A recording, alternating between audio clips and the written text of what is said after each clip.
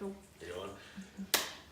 Good morning. We're excited to have you all back for another deep dive here with Melise, and today we're going to be talking about a subject that I think I must just really personally be needing right now, because I decided I wanted to talk about sleep today. I don't feel like I've been getting enough sleep, and that seems to be a really common issue in a lot of the people that we talk to and that we're working with on health programs, is that they don't feel like they're getting enough sleep either. So I wanted to break a few things down today and talk about a big seasonal disruption that's coming up that normally messes with our sleep every time at this point in the year. And then a lot of the specifics about how much sleep we really need. Why is sleep important? And then tips and tricks that you can put into action tonight if you're having problems with your sleep that will help immediately. And also kind of debunking some of the stuff between medications that are helpful and not helpful, and supplements that are helpful and not helpful, because as runs the case almost all the time, much of the stuff people are doing trying to help themselves get better and more restorative sleep is actually hurting them more than helping them. And so we'll clean a lot of that up today and tell you exactly what you need to be doing to be getting better sleep this fall and everywhere thereafter. So we talked about a seasonal change that's coming up, which can cause a disruption. Each time we change seasons, slight shifts happen with our circadian rhythm that can really disrupt our sleep. And one of those biggest shifts actually happens as we move from summer into fall, which is happening right now. Changes in light, a big change with daylight savings, if that happens in the area where you live, can really goof up our natural sleep patterns and can leave us getting less than the rest that we need, which is not optimal for anything with your wellness. So what things can you do to protect against that? And what are you giving up if you don't make moves right now to protect your sleep? So as we all know, sleep is really, really important, right? Most people just know that they like to sleep and feel better when they sleep, but they don't know all the benefits of getting sleep and what they're leaving on the table if they're not optimizing their sleep. Sleep is important for a ton of reasons, right? Sleep is the primary restorative activity that we take with our body and our health. It really is kind of the reset switch for nearly every process in your body to be able to be renewed, to be able to be happening at an optimal rate. But if we get a little more granular and break that down, sleep is when the majority of our cellular renewal takes place. So cellular renewal just means that any of your cellular processes that are kind of getting old, getting slow, that need to be optimized, that happens when you're sleeping.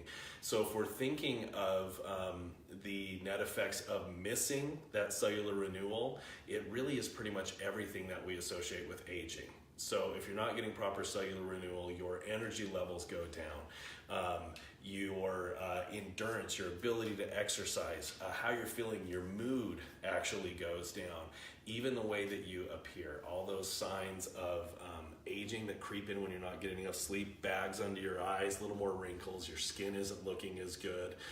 People walking up to you and saying you look tired, which is like the most backhanded cut ever. Like, nobody wants to look tired. It's a bad thing to look tired, but it's because a lot of those signs of aging are sort of creeping out because you're not getting proper cellular renewal. So we want to make sure you're getting plenty of sleep for that. Also, our hormone production, most of our hormone production actually happens while we're sleeping, especially the big ones. For guys, testosterone, if you're concerned about your testosterone levels, which you should be, it's an important thing for your health in a ton of different facets. Most of that happens while you sleep. If you're concerned about human growth hormone, which is kind of the fountain of youth of hormones, pretty much all of that happens while you sleep. So there's some things you need to do waking to optimize that, but if you're not sleeping well, it doesn't matter if you're optimizing any of those things during your waking time. You just aren't going to get the proper release of that HGH to help create that fountain of youth and keep you looking and feeling young. We get a bit of a circadian reset when we sleep. So when your timing starts to go off, you're getting tired at the wrong times of day, you're getting cravings to eat at the wrong times of day. All of those things are affected by not getting enough sleep. And if you come back in and get enough sleep, it kind of resets each of those issues and helps you get on the proper schedule. Even your memory and your mood can be affected. The brain chemistry that helps to dictate your mood helps you keep helps to keep you feeling positive, happy, optimistic, all the things that we want to feel. Your brain chemistry is created in large part when you sleep, and if you're not getting enough or deep enough sleep, you're missing out on that. And with your memory, sleep is the time in which our short-term memories that we've accumulated through the day are sort of filtered through, and the important stuff is shuffled over to your long-term memory. So if you find that you're not remembering things as well as you would like to, oftentimes not getting enough sleep is kind of the culprit with that. So let's talk about that. How much sleep is needed? There's a lot of debate over this, and actually many people find that ideally probably not quite as much sleep as you thought you needed. Do you really need? But still more than most people are getting. So the old standard of sleep was always 8 hours. With modern day advanced sleep studies, we're finding that actually the best amount of sleep might be more in the 7 to 7.5 hour range, not 8 hours. So I know everybody's busy. This isn't one of those things where I'm saying you need 10 hours of sleep or you need 9 hours of sleep. In all likelihood, you probably don't need a whole lot of extra sleep. You maybe just need better sleep, or if you're getting less than that 7 to 7.5 hours, we definitely want to be able to bring you up to that 7 to 7.5 hour range. Another thing that we find is if you experience in your life that you continually need more than that 7 to 7.5 hours, it normally is the fault of one of two things. One being the quality of sleep you're getting is just not good. We can address that with some sleep hygiene, which I'll tell you about in just one moment, to make sure you're getting good quality sleep in that 7 to 7.5 hours. The other thing being, if your body is under a lot of stress in its health, we sometimes need more sleep. So if you want to, an easy way to kind of think about how that works is, if you've had a surgery, if you've been sick, had a real illness or something, even, a bad cold or the flu, what generally happens? You generally sleep a lot, right? Your body's really trying to pour extra resources into rectifying a condition. So if you've got lingering issues with your health and your wellness that you're not paying attention to, if you're eating crummy food, you're going to need a little more sleep. If you are not getting exercise and working a lot of that out, you're going to need a little more sleep. If you're not drinking enough water and your body's trying to deal with chronic dehydration, you're going to need a little more sleep. So at a baseline, all of those general wellness things that we want people to do, make sure you're drinking plenty of water, make sure you're eating good, healthy, nourishing foods and not a bunch of processed crap. Make sure you're supplementing with any of the basic needed nutrition that you need. I don't know if I already said make sure you're getting exercise. I don't think I did, but make sure you're getting plenty of good stimulating exercise for your health. If you're doing all of those things, it will actually reduce the absolute amount of sleep that you need, because you won't be trying to make up for some of those extra kind of conditions of physical unwellness that those bring. You won't be trying to have to oversleep all the junk that your body's trying to deal with from eating bad foods. You possibly can, and that comes down to what we call sleep hygiene. So sleep hygiene is just creating the proper environment, both in your actual physical sleeping environment and within your body, to set you up for good, healthy, restorative, quality sleep. When we take a look at your actual environment, the best way to think about what the area you sleep should be like is you should make it as cave-like as possible. Once upon a time, that's where we slept. We slept in caves, which means they were dark, with as much light as possible taken out of them. They were cool, and you want to try to mimic those things within your sleeping environment. So take as much light out as you can. Don't go to sleep with your TV on. If you've got alarm clocks with big, bright, blinking numbers, tone those down or cover them up. Many people find that they actually do best when they go as far as finding any source of light in the room and covering those, even to the point of taking the little light that's on their smoke detector and covering that up with a piece of tape, so that you're cutting out all ambient light that you can out of your room. And it's really not enough to just cover your eyes. Some people try to fight this by allowing their room to have some sources of light but wear a sleep mask.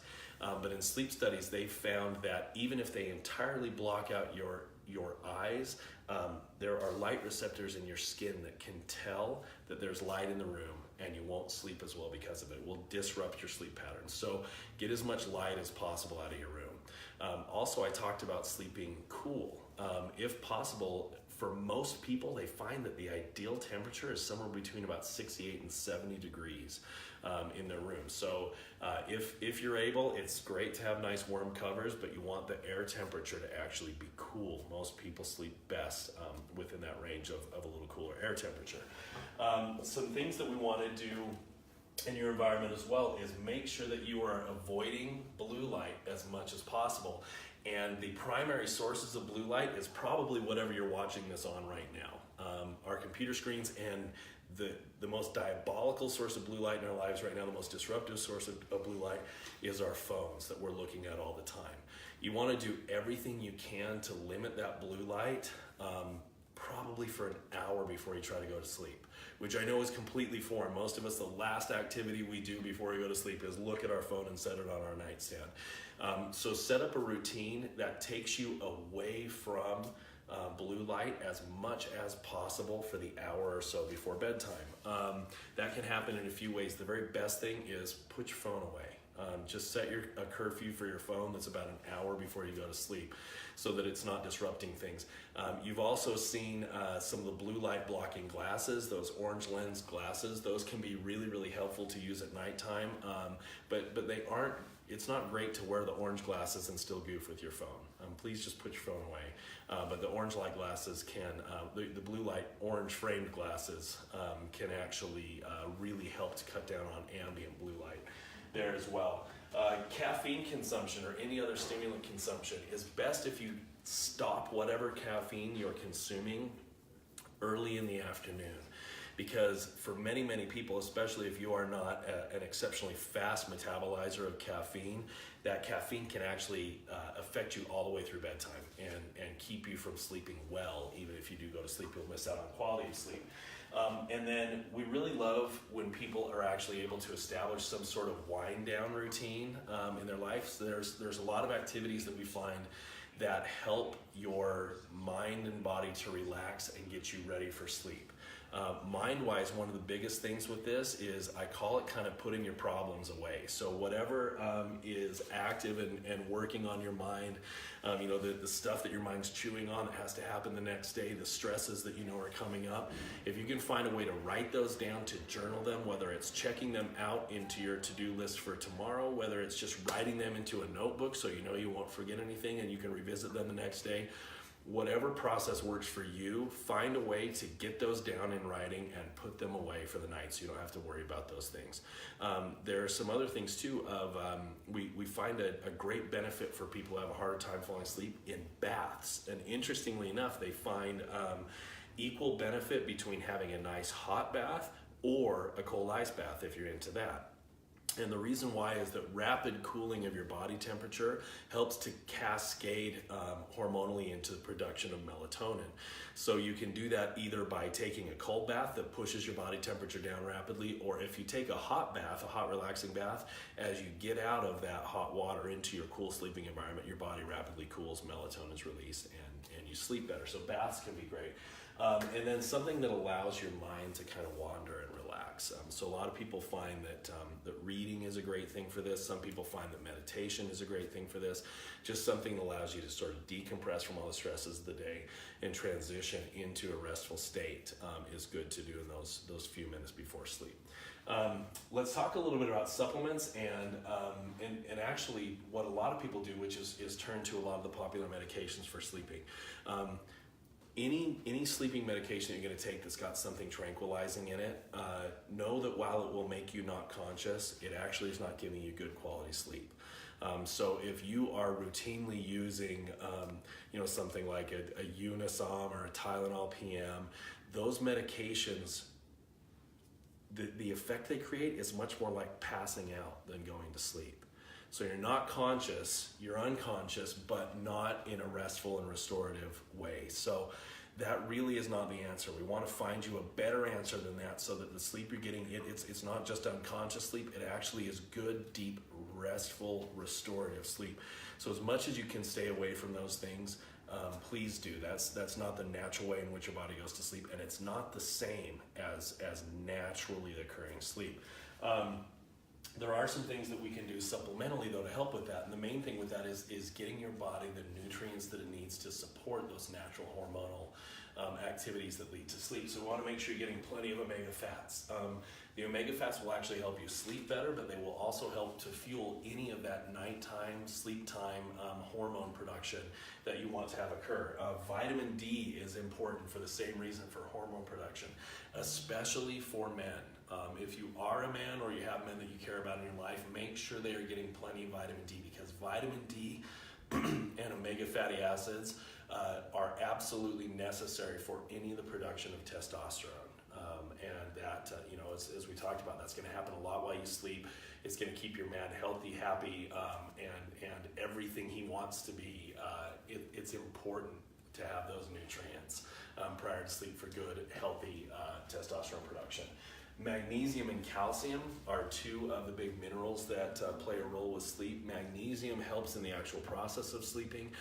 Calcium helps a lot if you're somebody who gets kind of jumpy legs or restless sleeping. Calcium will help to chill that out. So make sure you're getting plenty of calcium, magnesium. You don't need to take them as a bedtime supplement. Just make sure that they are present in your diet and your supplementation throughout the day.